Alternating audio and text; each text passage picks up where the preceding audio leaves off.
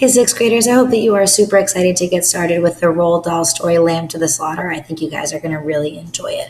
Today, we are just reading the exposition. And as we read, let's try and think what two things should an exposition always include details about? Go ahead and jot those two down and then unpause the video. Good. So it should always have details about characters and setting. So as you read, you are going to annotate this is underline and making notes about characters and setting. Whenever Roald Dahl does a great job teaching us about these two things, make sure that you annotate it in your passage. I'll show you the first couple. Lamb to the Slaughter by Roald Dahl.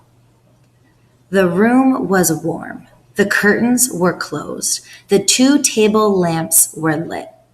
On the cupboard behind her, there were 2 glasses and some drinks.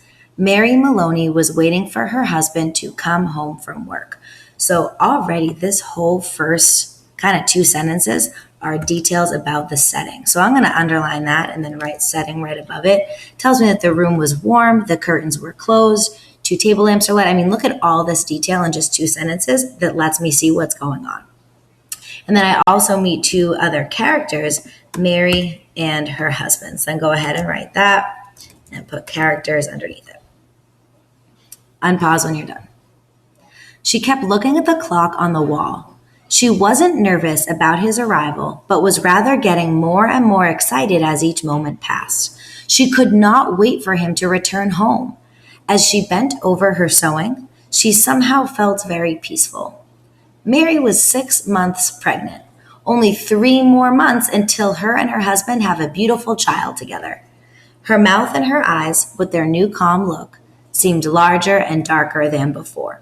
So there's a lot of detail in here about character, so go ahead and jot that down. When the clock said 4:50, she began to listen to see if he would be arriving soon. In about 10 minutes, he should be arriving home from work. Then, sure enough, on time as always, she heard the car tires on the stones outside, the car door closing, his footsteps passing the window, the key turning in the lock. She stood up and went forward to kiss him as he entered their home. "Hello, darling," she said. "Hello," he answered. So make sure you have everything annotated anytime you learned about a setting or character. All right, now let's go on to our post-reading question. In what paragraph does the exposition end and the rising action start? How do you know? So I know that the exposition is only details about setting and character. I know that the rising action is when things actually start to happen. So right now, look up here. I kind of tricked you. I said it was just the exposition, but there's also a little rising action here. Try and find where does some actual action and suspense start. Unpause when you're done.